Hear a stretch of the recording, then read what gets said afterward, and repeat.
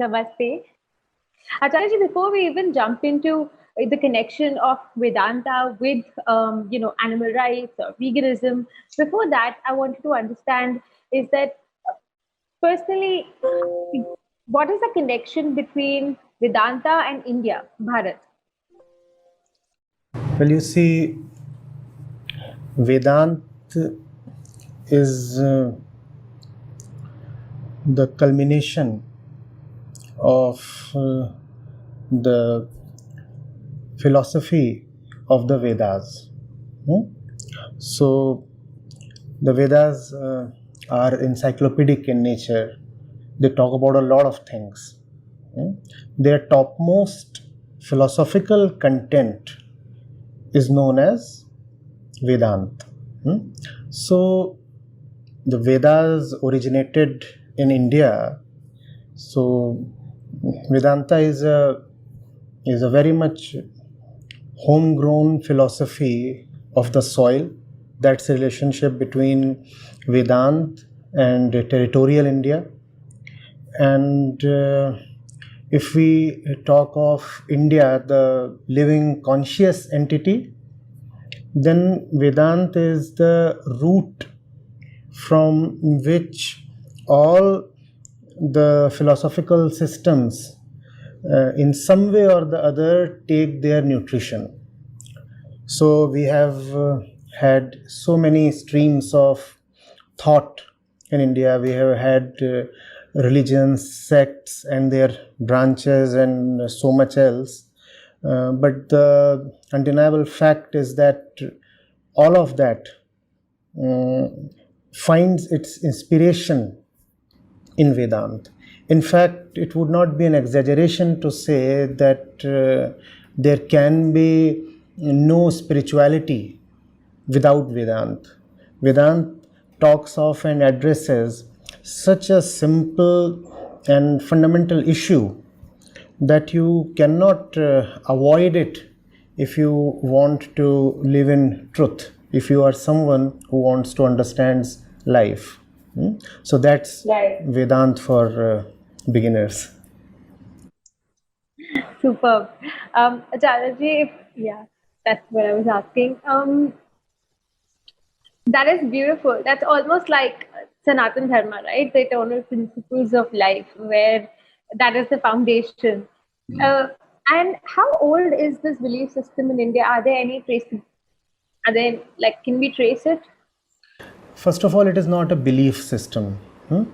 Religions are belief systems. Vedant is extremely exploratory in nature. It does not really ask you to believe in anything. It carries no dogmas. It carries no fables, no stories.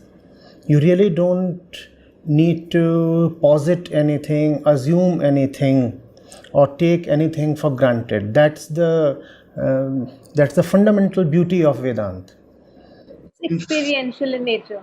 Not even experiential, because even experience depends on the experiencer. Therefore, all experience is in some way subjective, and therefore flawed and open to questioning. What you experience might be very different from someone else does, or what I do, right? The three of us might have the same object in front of us, yet our experience with respect to the object might be entirely different. So therefore experience too cannot be taken as the truth. This is the level of rigor at which Vedant operates. It goes right to the experiencer, to the entity that says I. I live, I feel, I sense, I say, I think, and questions it. Who is that entity? From where does it come? How much trustworthiness does it have? That's Vedant. Beautiful. Yes, there is a saying, Aham Brahmasmi. So I am that I am. And does that also mean that, it is us who reincarnate again and again, and that is why in different forms? Uh, Yeah. Before we move ahead, I just forgot to answer the second part of your question. How old is Vedant? You see, if I talk of the Upanishads specifically, which are the cornerstone of Vedant. Vedant consists of Upanishads, the Bhagavad Gita and Brahma Sutra, and out of these three, the Upanishads are the fundamental. Then the oldest Upanishads, you could say, were written, composed around, around 4,000 years back, and from that time onwards, it has been a continuous stream, right? So there are Upanishads then that were composed before the Buddha. Then there are Upanishads that were composed in the Buddhist age. Then there are Upanishads that have been composed in the Christ era. And the most recent of the Upanishads are no more than 1,000 years old.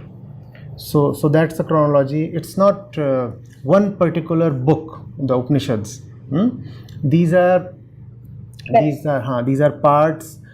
These are excerpts from the bodies of the Vedas. Though some Upanishads have an independent existence also, but their genesis is spread over a vast stretch of time. Yeah, please. Very interesting. So, what is the relationship between these Upanishads, Vedanta itself, with veganism or with just animism? Yes. The relationship is extremely deep, very organic, and these two things, spiritual understanding and veganism, are actually inseparable. You see, when the Upanishads, or when Vedanta asks the question, who am I? Then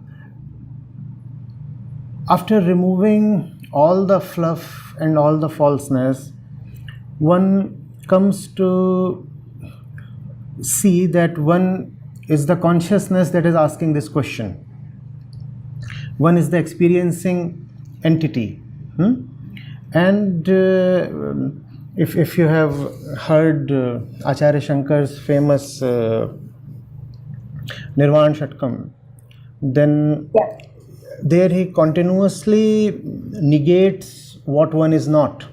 I am not air, I am not water, I am not the body, I am not the past, I am not the future, I am not this, I am not that. So who am I then? I am consciousness, and I am consciousness that must be purified to the maximum extent possible.